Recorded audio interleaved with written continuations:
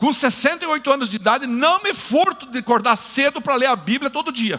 Não me furto de vir orar. Não me furto de jejuar. Não me furto de atender, de ir, de lutar. Eu sou melhor que você? Não, eu só sou seu pastor. Mas eu desafio você a entender que o mundo espiritual é maior que o mundo natural. E as coisas estão acontecendo na sua vida porque você não decidiu ainda no mundo espiritual.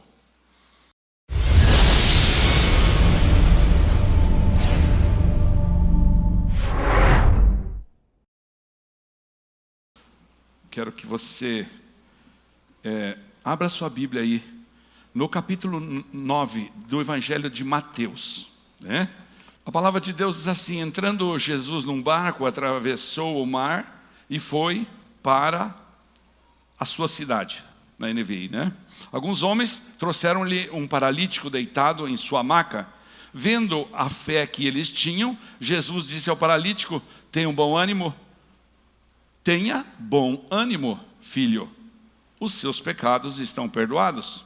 Diante disso, alguns mestres da lei disseram a si mesmos: esse homem está blasfemando. Conhecendo Jesus seus pensamentos, disse-lhes: por que vocês pensam maldosamente em seu coração? Que é mais fácil dizer: os seus pecados estão perdoados, ou levante-se e ande? Mas para que vocês saibam que o Filho do Homem tem na terra autoridade, presta atenção nessa palavra, o Filho do Homem, e aqui me chamou a atenção, o Filho do Homem tem na terra autoridade para perdoar pecados.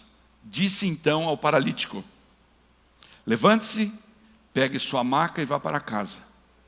Ele se levantou e foi, simples assim, simples assim.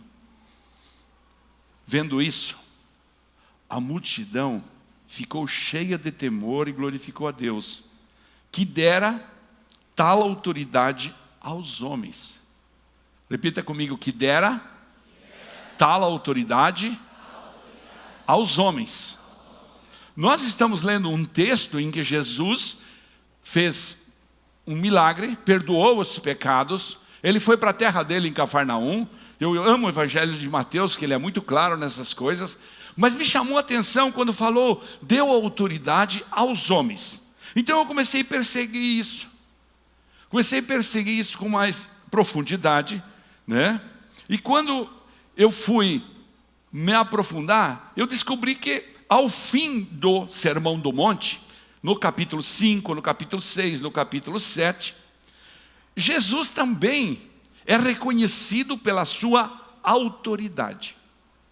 E então, eu fui lá no capítulo 7, no último versículo, e vi lá, quando Jesus acabou de dizer essas coisas, nossa, quanta coisa Jesus disse. Capítulo 5, capítulo 6, capítulo 7, Jesus ensina a essência da vida. E ali no finalzinho, eles dizem para ele, no versículo 29, porque ele as ensinava como quem tem autoridade. Veja você, esse texto extraído do capítulo 7, no versículo 29, que diz que Jesus ensinava como quem tem autoridade de homem, tem uma razão de ser, e eu fiquei meditando sobre isso, e quero compartilhar com você, para que você possa desfrutar daquilo que eu entendi também no Evangelho, para que todos nós possamos ter as marcas da autoridade de Jesus em nossas vidas. E essa é a minha primeira pergunta para você essa noite. Alguns que estão aqui têm 30 anos de evangelho, outros têm 5 anos, outros que chegaram aqui na frente agora para serem recebidos como membros, são recém-nascidos de novo. Creio mesmo que muitos que estão aqui nasceram de novo há muito tempo, ou seja, o Espírito Santo de Deus habita dentro de muitos dos que aqui estão, pelo novo nascimento. Nasceram de novo, tem seu espírito vivificado. Agora, tem um espírito vivificado como Jesus. Jesus, um homem que veio à terra, claro, de uma forma sobrenatural, nascido de uma virgem, mas também teve o espírito dele vivificado quando o batizado foi por João Batista. Então, Jesus está explicando tantas coisas, Mas o que me chamou a atenção é que fui ler, estudei de novo o Sermão do Monte, e eu mesmo cheguei à conclusão, vou falar para a igreja, que um dos segredos, eu sempre falo que o capítulo 3 de Provérbios devia ser uma coisa para ler toda semana, mas quero completar isso dizendo que todos nós devíamos ler pelo menos uma vez por mês, os capítulos 5, 6 e 7 do Evangelho de Mateus. Porque esses capítulos, amém, obrigado irmão, porque esses capítulos são os capítulos que ensinam a essência da vida aqui na terra, ensinam a sabedoria de Jesus, ensinam as marcas do Cordeiro para conosco, ensinam a gente aquilo que precisa ser praticado para que nós possamos ser felizes. E então eu entendi, quando eu li e reli de novo, que muitos de nós não conseguimos ser felizes aqui na terra. Nós sim temos a certeza da salvação. Nós vemos pessoas hoje em dia achando que pode fazer o que quer porque já tem a certeza, então o resto é resto. Então eu sugiro a essas pessoas que leiam o Evangelho de Mateus no Sermão do Monte, e aí vamos entender a essência da alegria do viver agora, a sabedoria sobrenatural do Cordeiro, a sabedoria sobrenatural do Espírito Santo que habita em você. E é diante desse ensino da vida real, desse ensino do sentido da vida, do caminho da felicidade, que Jesus então estava ministrando às multidões. Ele ensina sobre homicídio, ele ensina sobre adultério, sobre divórcio, sobre juramento, sobre vingança. Ele termina o capítulo 5 falando sobre a necessidade da gente amar os nossos inimigos, né? Todas aquelas coisas, né? Alguém falou para mim, eu vou jejuar 45 dias, pastor, porque eu já trabalhei meu coração no perdão, eu já trabalhei meu coração em tantas coisas, mas eu decido 40 dias, eu não vou criticar ninguém, nem nada. Vai ser meu tempo de boca fechada. Só isso, eu vou comer à vontade, quero comer muito pudim, muito doce, quero continuar a minha vida. Mas não vou falar uma crítica, nem... É uma decisão que aquela pessoa tomou. Agora veja bem, Jesus ensina no capítulo 6, tantas coisas. Como é que a gente faz para ajudar os necessitados? Jesus ensina como que a gente faz para orar ao Pai, ensina a maior oração que nós temos, que é a oração do Pai Nosso. Se nós praticássemos ela, pronto. Ele continua no capítulo 6, falando sobre perdão, nos versículos 14 e 15, ele exala a explicação do perdão, e assim ele vai indo em frente, ele vai dizendo, não acumule tesouros na terra, não se preocupe com a própria vida. No capítulo 7 então, quando ele termina o Sermão do Monte, ele começa a dizer, não julgue seu próximo, persista na oração. Amanhã à noite, nas reuniões dos nossos pequenos grupos do Bíblia em Casa, nós vamos falar sobre oração, né? Todos os nossos grupos pequenos vão falar sobre oração, porque está dentro disso aqui, da persistência.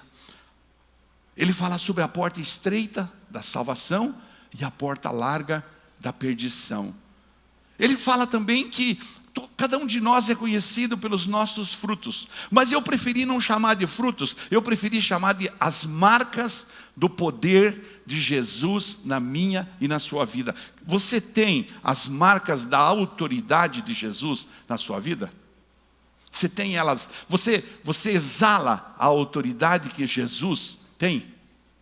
Porque quando está terminando o Evangelho, o Sermão do Monte, as pessoas ficam surpresas. Deixa eu ler 2 versículos, quero pegar no 28. Fala assim, quando Jesus acabou de dizer essas coisas, as multidões estavam maravilhadas com o seu ensino, porque ele as ensinava como quem tem autoridade. Diga comigo, autoridade. Então ele ensinava como quem tem autoridade para ensinar. Como quem tem autoridade. Ou seja, todo mundo sabia onde ele morava, todo mundo sabia onde ele se retirava para orar, todo mundo sabia o que ele comia. Centenas, não, milhares de pessoas viviam em roda dele, ao ponto que quando ele atravessava de barco de um lado para outro, antes que ele chegasse do outro lado, lá haviam mais milhares. Aconteceu isso na multiplicação dos pães, com 5.000 homens, 12 mil pessoas do lado de cá. Quando ele chega do outro lado, mais tantas mil pessoas estavam lá esperando ele. Então ele tinha autoridade.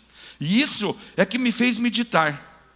Jesus, feito homem como eu e você, cheio do Espírito Santo, sim, tornou-se carne e conquistou essa autoridade para exercer a sua missão.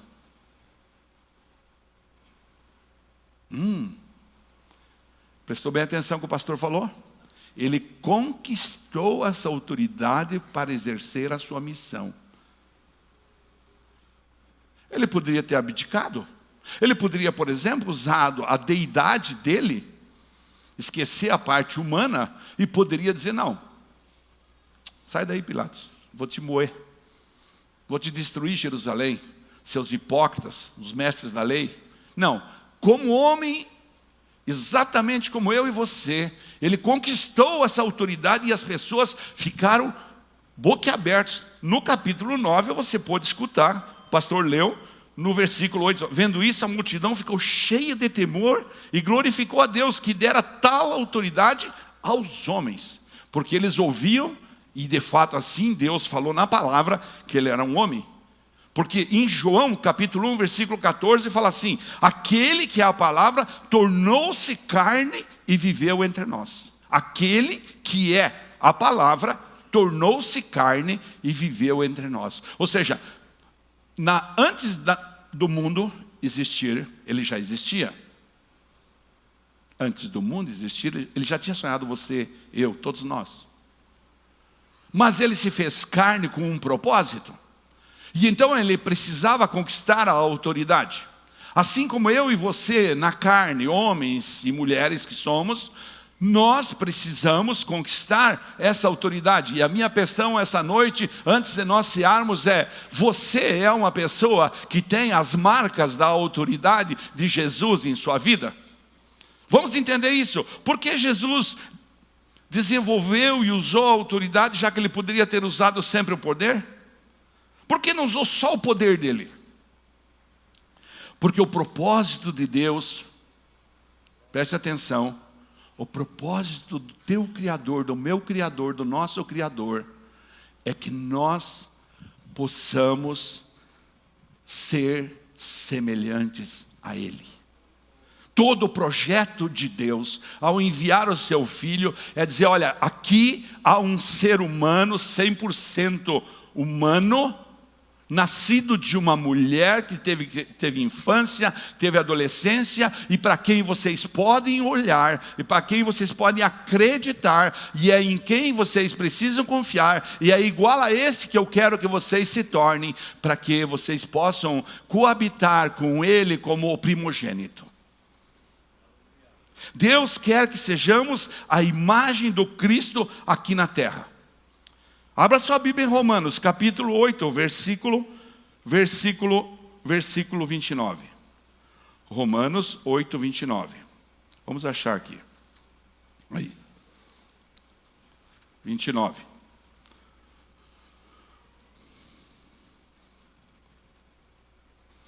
Diz assim: pois aqueles que de antemão conheceu, também os predestinou para serem conformes à imagem de seu Filho.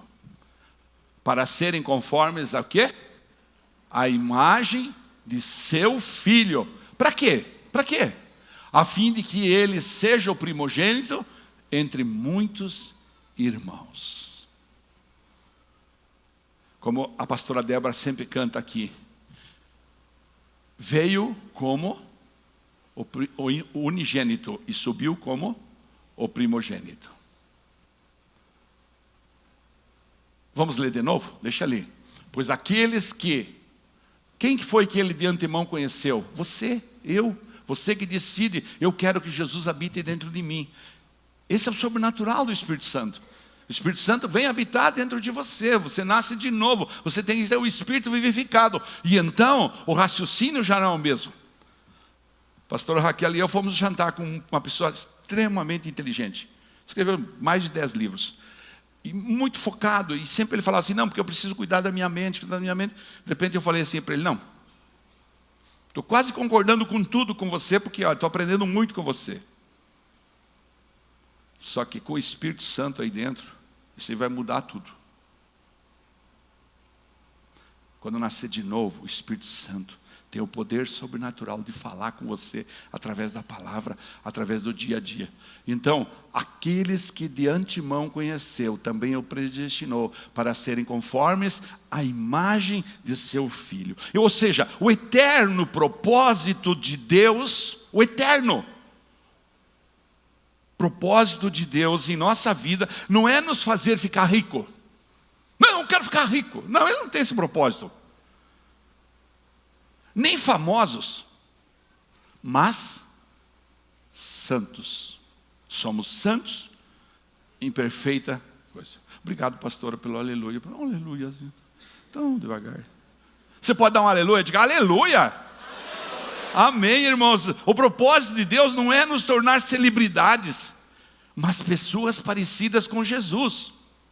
O sentido da vida não é sucesso segundo o padrão do mundo, mas atingir a plenitude da estatura de Cristo. Então, quem sabe você está perseguindo vorazmente a sua riqueza, vorazmente a sua fama, vorazmente um relacionamento, um casamento. Quem sabe está acontecendo coisas que você nem merece, na sua concepção, que aconteça aqui na terra, porque afinal de contas eu sou crente.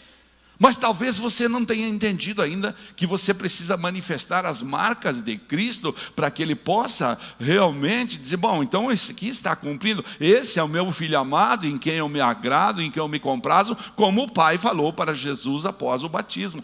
Ei, esse é o meu filho amado, em quem eu me comprazo. Por quê? Porque ele tem as marcas da promessa.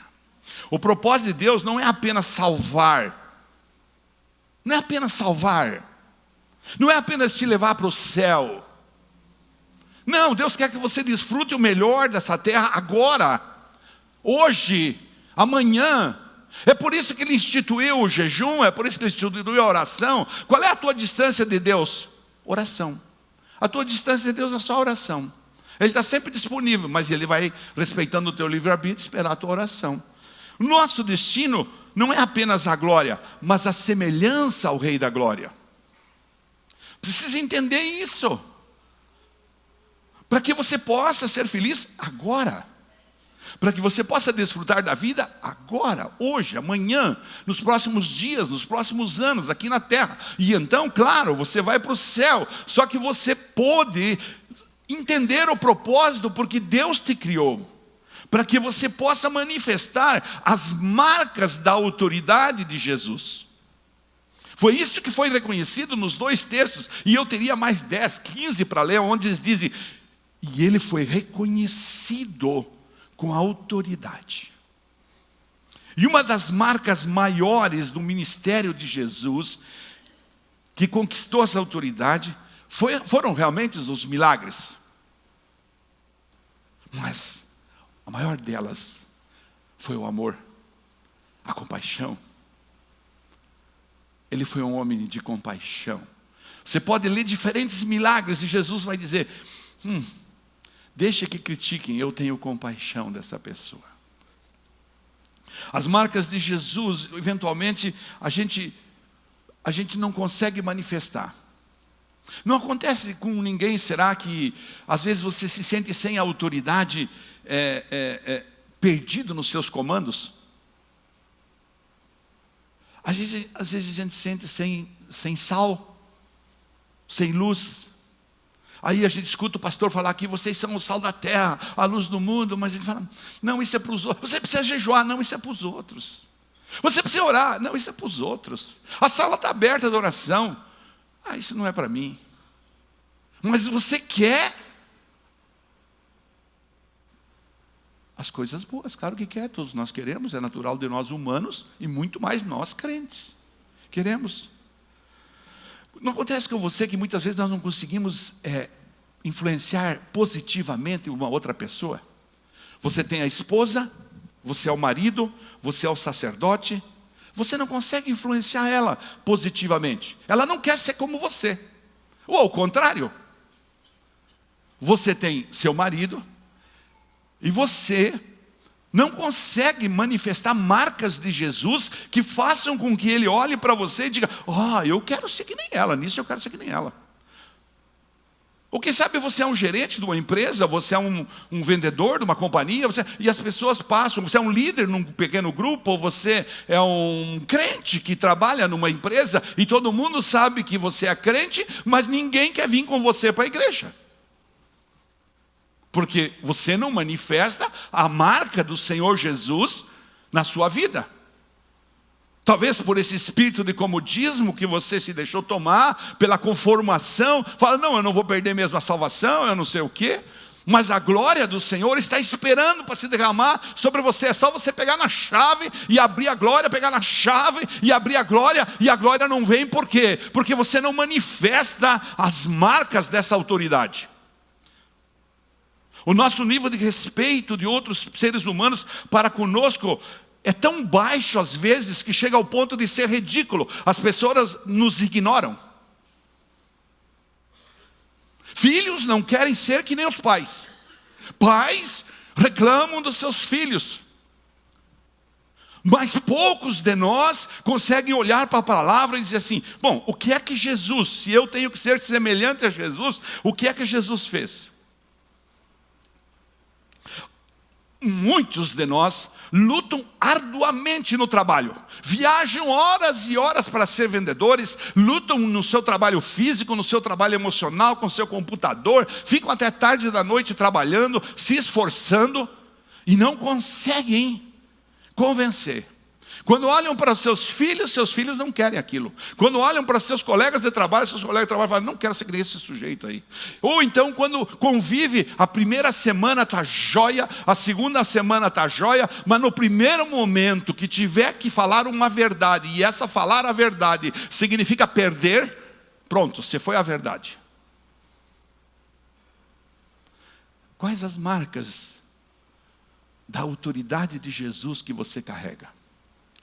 Gerentes usam o seu poder, mas não conseguem usar a sua autoridade, porque não conquistam pessoas, não chegam no coração. Por quê? Empresários cegos e prepotentes usam o poder. Um dia, um amigo nosso, pastor de uma outra cidade, comprou um apartamento num condomínio aqui. E então o proprietário daquele condomínio, daquela construtora, entrou e ia ser inaugurado o condomínio. E aquela pessoa começou a arrancar todas aquelas flores e jogou tudo no chão, para cá, para lá. E o pastor, esse nosso amigo, convidou a gente para ir tomar um café com ele. Nós fomos lá, ele falou: nós estamos impactados. Como é que um sujeito consegue fazer isso? Por quê? Porque ele estava usando o poder. Falei: eu sou dono, eu faço o que eu quero. Se você quer trabalhar comigo, é desse jeito. Onde estão as marcas de Cristo na boca de cada cliente, de cada crente, que aqui está? O que é que sai da sua boca? Sai água doce ou água amarga? Ou sai as duas? O que é que está dentro da sua mente? O que é que você está olhando com os seus olhos? Esse é o processo. E assim muitos de nós vivemos uma luta intensa. Irmãos, nós vivemos uma luta intensa com uma vida medíocre. E a palavra o tempo todo, ela está dizendo: você é privilegiado, você não pode ter uma vida medíocre, você precisa ter uma vida abundante, a tua vida precisa ser sólida, a sua vida precisa ser cheia de alegria, você precisa ser cheio de contentamento, as pessoas precisam olhar para você, precisam ver Jesus em você, e então as pessoas vão olhar e vão dizer: mas esse cara tem autoridade, porque esse cara faz o que fala, esse cara cumpre o que diz, esse cara é luz do mundo, é sal da terra, é uma pessoa abençoada, é um iluminado. Não é assim que falam aí? Se você vai lá no Espiritismo e fala: não, ele porque é iluminado, ele é, né?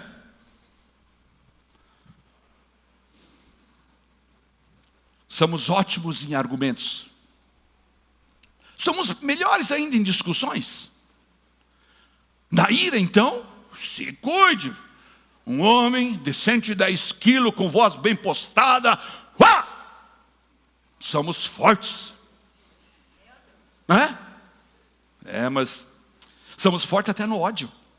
Temos a capacidade de dizer, mesmo sendo crente: eu odeio isso, odeio aquilo, odeio isso, odeio aquilo, odeio isso. Somos disseminadores do ódio. Ou então, entramos em competição. Eu sou melhor que aquele, eu sou melhor que aquele, eu sou melhor que aquele. Vaidade. Mas nós somos péssimos em autoridade. Então qual que é a solução? Bem depressa. Não quero me alongar. Qual que é a solução? Conquistar a autoridade no reino espiritual para vazar de nós para o mundo natural. Escute. Eu falei hoje para uma pessoa. Cara, não estou entendendo. Você não veio no jejum. E eu sei tua situação. Você precisa conquistar a autoridade no espiritual para vazar na sua vida, nos seus negócios, no reino natural. Então eu não entendo quando dezenas de cadeiras estavam vagas hoje meio-dia com todo esse povo aqui agora. Num domingo. Eu não vou abrir mão, pastor, do meu almoço, eu não vou... Desculpa, crente. Desculpa, crente. Mas você precisa entender que o mundo espiritual é muito maior que o mundo natural. Se você não entende isso, não sei nem porque você veio no culto. O mundo espiritual é maior que o mundo natural. Repita isso comigo, diga, o mundo espiritual. Vamos fazer isso como crente lindo. Fala assim, o mundo espiritual é maior que o mundo natural. Amém? Então nós estamos aprendendo uma lição. Todas as coisas que ocorrem aqui no mundo natural já foram decididas no mundo espiritual, amém? Entende isso? E aí você vai lutar com todas as suas armas para acertar a sua vida no mundo espiritual, para que teu mundo natural. E então tem gente que vai descobrir que faz 10 anos que está endividado e não entendeu isso ainda. E está vindo da igreja. Faz 10 anos que está mendigando o evangelho. 10 anos que está lutando para sair da situação de dívida, mas não entendeu o que é a rendição, não entendeu o que é o servir, não entendeu o que é a compaixão, não entendeu o que é o amor. Tem a língua desse tamanho, mas não entendeu. Eu sei do que eu estou falando. Não está nada escrito isso aqui, tá? Aleluia. É Deus que está falando aqui. Porque eu fico inconformado. Eu quero ver todos os irmãos da igreja bem-sucedidos. Eu sou um sujeito inconformado com isso. Porque eu, com 68 anos de idade, não me furto de acordar cedo para ler a Bíblia todo dia. Não me furto de vir orar. Não me furto de jejuar. Não me furto de atender, de ir, de lutar. Eu sou melhor que você? Não, eu só sou seu pastor. Mas eu desafio você a entender que o mundo espiritual é maior que o mundo natural. E as coisas estão acontecendo na sua vida porque você não decidiu ainda no mundo espiritual.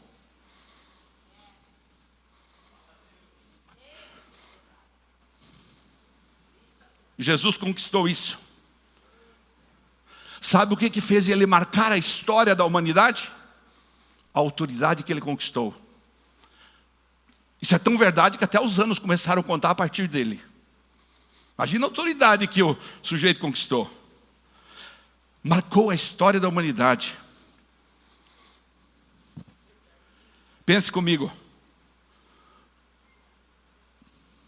Vamos pegar só uns aspectos.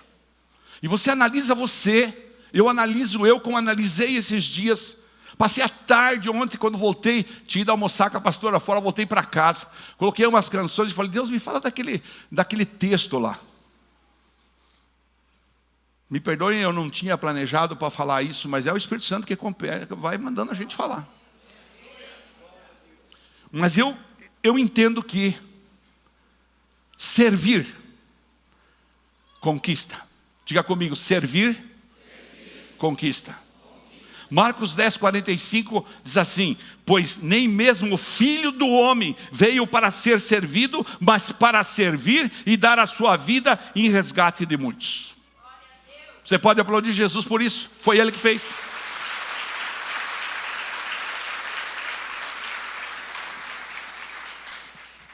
Eu sou inconformado, porque eu vejo as pessoas querendo ser servidas. Eu já falei outro dia no carro para a pastora, falei assim, sabe de uma coisa? Vamos construir bezerros de ouro, e você vai ver aquela igreja super lotada. Vamos construir bezerros de ouro. Como o Arão fez quando Moisés ficou lá no Monte Sinai. Você pode entender como você quer esse bezerro de ouro. Mas é nós transformar isso aqui, por exemplo, numa casa de shows. É nós transformar nossas palavras só em passar a mão na sua cabeça. E dizer, está tudo bem. Não tem problema que você está pecando. Não tem problema que você está apostatando. Não tem problema que você não vem orar. Não tem problema que você não jejua. Não tem problema que você não se rende para Jesus. Não tem problema que você não é uma pessoa que serve na sua família. Não tem problema que você não é uma pessoa que é a luz da sociedade. Não tem problema que você não é sal da terra. Não tem problema que você não testemunha a glória de Deus na sua vida. Não tem problema, vem cá, nós vamos ter... Irmãos, se é isso que você está buscando, essa não é a igreja. Essa é a igreja do confronto. Essa é a igreja que quer e sonha que você seja a luz do mundo, sal da terra, que você seja feliz, que você seja realizado agora. Amém? Você pode aplaudir Jesus por isso?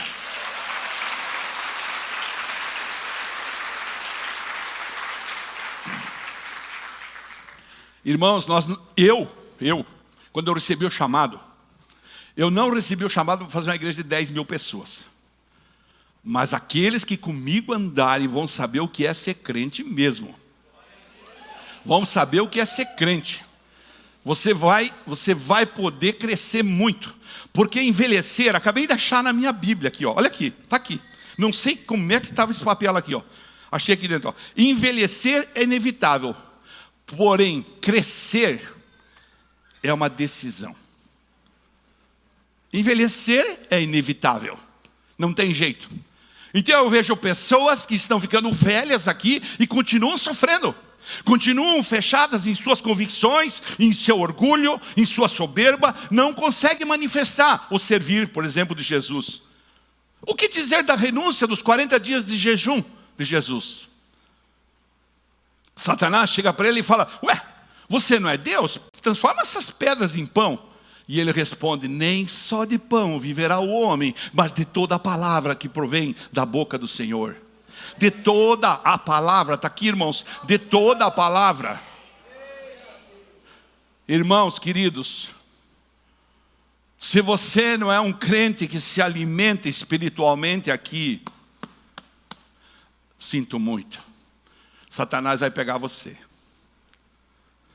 Se você não é um crente que realmente lê, come a palavra, vive a palavra, pratica a palavra, não venha chorar as pitangas depois com o seu filho que está ali no mundo. Meu Deus, porque ele não quer ser que nem você.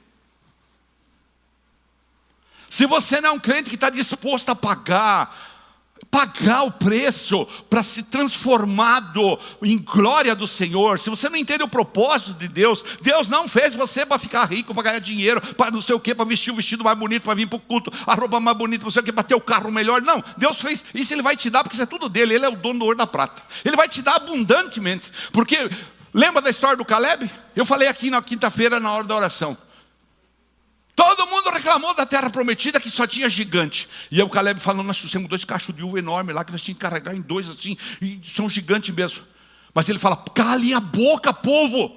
Ele fala para todo mundo, cale a boca. É, mais ou menos assim. E Caleb fala assim, ó, lá em Números 30, 14, fala assim, ó. Se o Senhor se agradar do nosso coração, Ele vai nos dar toda a terra, vai acabar com aquele povo. E daí você vai lá para Crônicas e veja no capítulo 20 de Crônicas o que ele fez com Josafá. Josafá clamava, e quando eles chegaram no lugar, o anjo do Senhor tinha matado todo mundo. Você precisa entender que Deus envia os anjos para abrir portas, assim como Satanás envia anjos para fechar portas, mas ele envia em cima das suas ilegalidades, em cima do seu comodismo, em cima da sua falta de crentice, em cima de sua falta de marcas da autoridade de Jesus. Jesus renunciou 40 dias, aí ele volta, é batizado, recebe o Espírito Santo, tem unção. Ele parou? Ele parou, irmãos? O que ele fazia? Oração. Escute, Jesus Cristo de Nazaré, Toda tarde se retirava para o Monte das Oliveiras quando estava em Jerusalém, ou lá para perto do Mar da Galileia quando estava na Galileia, ou quando ele estava na Judéia, para orar. Quantas horas você ora por semana? Uma semana tem 168 horas, lembra que eu falo? 7 dias, 24 horas por dia, 168 horas. Eu sempre falo para você, pega 160 horas e faça o que você quiser. Vá ganhar dinheiro, vá trabalhar, vá lutar, vá amar.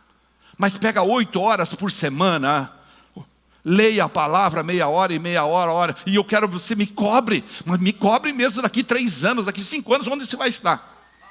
Você vai me levar de avião pregar por aí, com o teu avião. Aleluia! Aplauda Jesus por isso.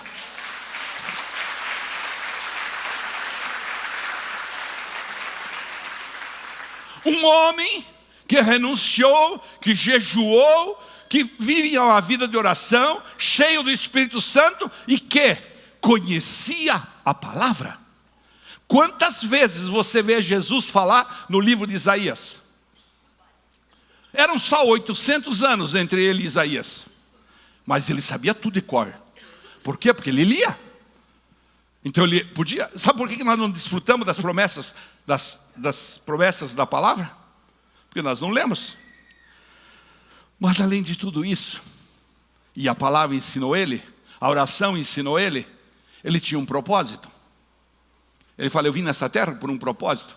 Então ele era altruísta. E como nós lemos, eu dou a minha vida de livre e espontânea vontade, para que todo aquele pessoal que senta lá na casa da oleira, no dia 1º de março do ano 2020, todo aquele pessoal possa cear e comemorar, celebrar com alegria que eu morri por cada um deles. Aleluia! Aplauda Jesus também.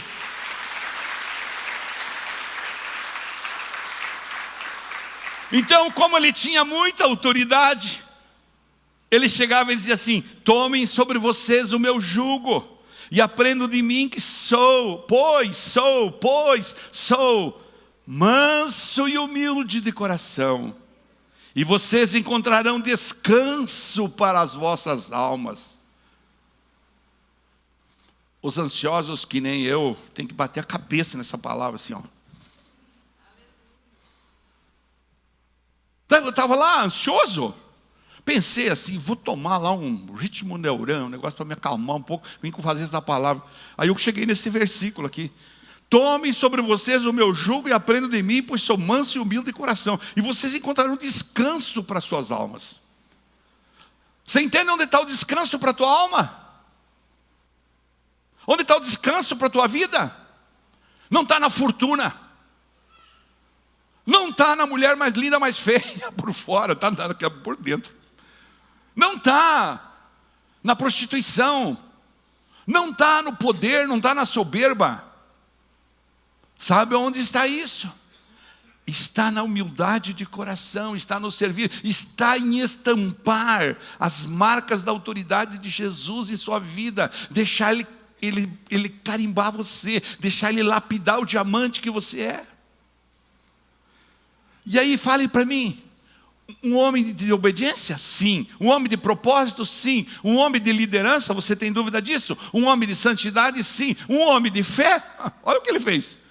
Só para vocês saberem, como nós lemos aí, ó, que há poder, há autoridade para mim perdoar os pecados.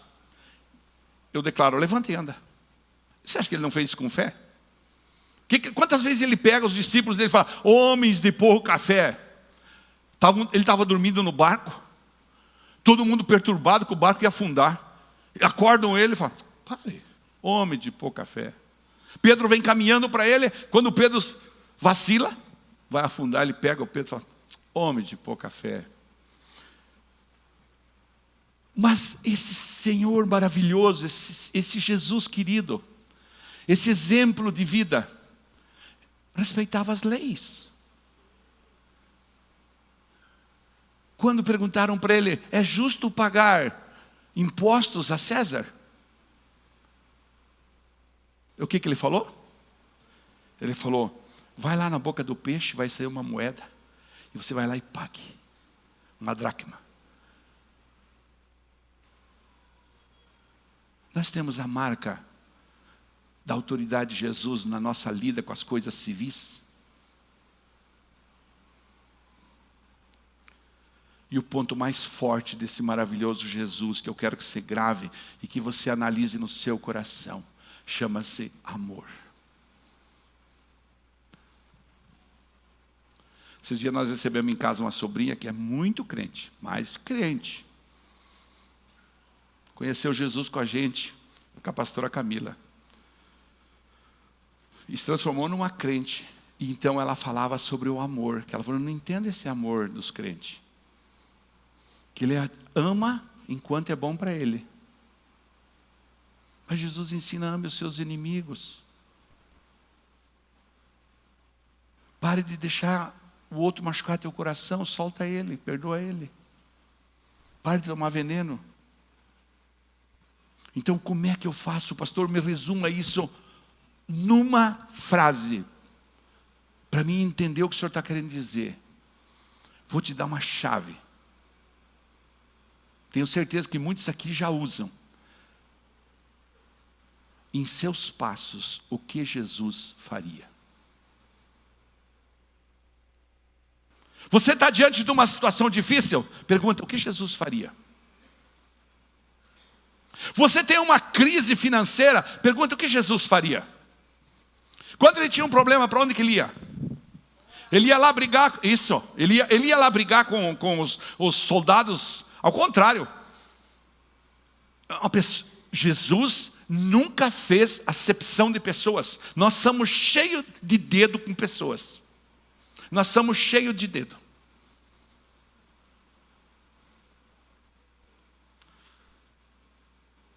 Se você abraça um pobre, ali na frente, que vem aqui um drogado, fala, não, o pastor está querendo fazer média. Nós somos cheios de acepção de pessoas. Jesus nunca fez acepção de pessoas. Nunca. O centurião procura ele e fala, meu servo está doente. Como termina essa história para encurtar? Fala assim, nunca vi fé igual aqui em Israel. Quem que era o centurião? Um soldado romano. A samaritana procura ele. Quem que eram os samaritanos? Inimigos dos judeus, inimigos dos israelitas. Ele foi lá conversar com ela. Ele nunca fez acepção. Nós ficamos, não, esse é da outra igreja, esse é católico, esse não pode falar comigo, esse não sei o quê, esse, Deus o livre. Eu pensei outro dia sentado aí, falei, e se eu convidasse o padre Zezinho para vir aqui ministrar nessa igreja aqui, será que iam me expulsar daqui? Porque eu convidei um padre? Mas irmãos, é o reino de Deus que tem que estar dentro de você e expressar a volatilidade da glória dele, para que você, quando você vai vender, a pessoa vai, esse cara tem uma coisa diferente. Não, esse cara tem uma coisa diferente. Quando você vai arrumar a torneira, o Ney vai lá arrumar uma torneira na casa de uma senhora, chega lá, não, Ney é uma pessoa diferente. O Geison vai pegar o avião para ir para o aeroporto, para Chapecó, está no aeroporto, não, esse é diferente. Você entende como é? Eu tomo a liberdade pelo amor que tenho por vocês, mas é bem assim. Você como gerente de supermercado lá vai atender lá.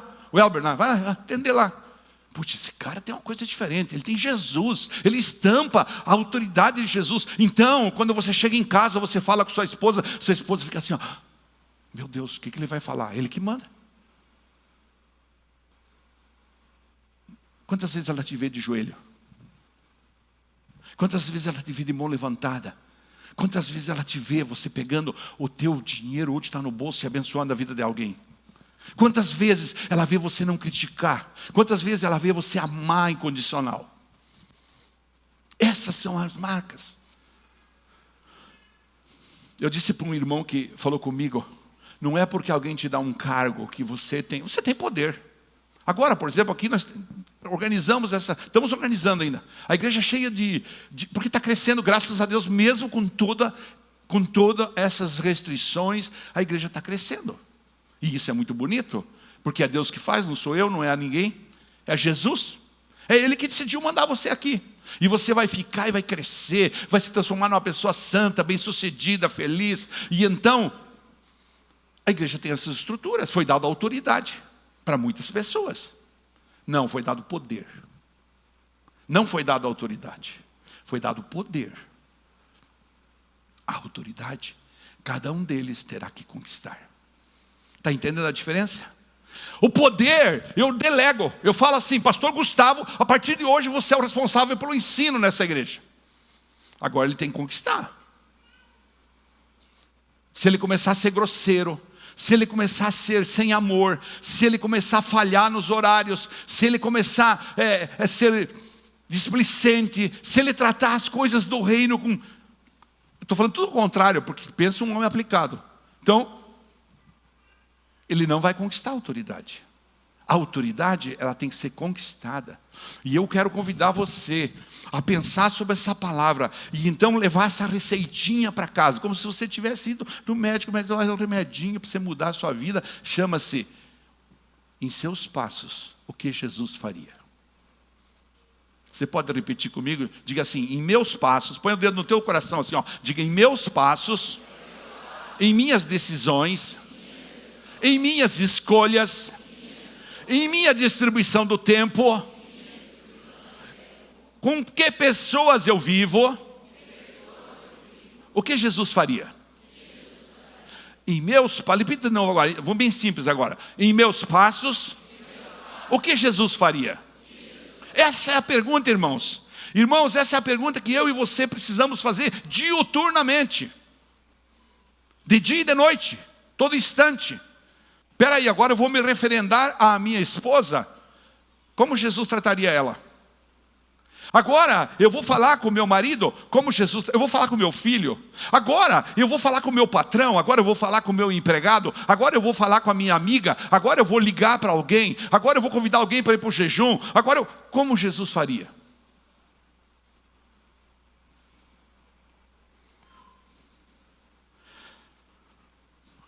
Pode vir os casais, pode vir a equipe de louvor.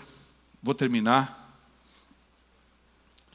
Você precisa entender que ao nascermos de novo, nós somos possuídos. Parece uma coisa incrível, né? Não é nada de demônio, tá? Nós somos possuídos pela graça e recebemos a filiação, que nos capacita a uma transformação plena da vida na busca da semelhança de Cristo. Porque buscar a semelhança de Cristo, it's not easy. Não é fácil. Não é uma coisa fácil. Mas é possível pela graça. Diga comigo, não é fácil, mas é possível pela graça. Então a graça toma conta da gente. O Espírito Santo de Deus, da bondade dele, à medida que você começa a se render, ele fala, opa, você quer, eu quero. Ele sempre quer. Deus é amor. Deus é abençoador. Olha para mim aqui, ó. Pode deixar eles lá, por favor, olha para mim aqui. Deus é abençoador. Deus é amor. E Ele sempre vai querer te abençoar. A primícia de Deus é abençoar. A primícia de Deus é amar. A primícia de Deus é te proteger. A primícia de Deus é te cuidar. A primícia de Deus é te fazer feliz aqui e agora. Você decide. Em seus passos, o que Jesus faria? Fique de pé, faz favor. E é exatamente dentro desse princípio. Porque ele falou assim, ó, contudo, aos que o receberam, aos que creram em seu nome, deu-lhes o direito de se tornarem filhos de Deus. Em outra ocasião Jesus fala, se você que é pai, dá coisas boas para os seus filhos, o que você acha do Pai do céu em relação à sua oração? Ele dará cobras, serpentes para você? Claro que não. Ele vai dar dádivas de amor, de esperança. Essa é uma noite para nós celebrarmos. Irmãos, essa é uma noite muito especial.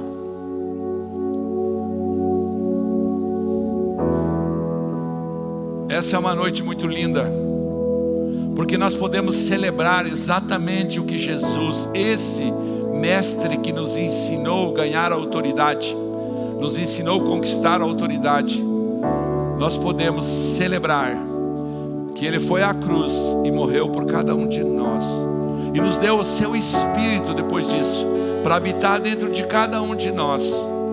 E então, quando nós cearmos, a vivificação vai se tornar real. Um momento especial nessa noite. Tudo a ver com aquele que nos sonhou, tudo a ver com aquele que nos criou, tudo a ver com o Mestre, que decidiu, de uma forma extraordinária, de livre e espontânea vontade, ir à cruz e dizer: eu pago o pecado de cada um deles. Por isso, essa noite eu quero convidar você a fazer a sua Santa Ceia com alegria, porque Ele, diferentemente dos homens, não julga, não condena. Lembra da palavra que eu dei aqui da mulher adúltera? Ninguém te acusa, não. Vai e não peques mais.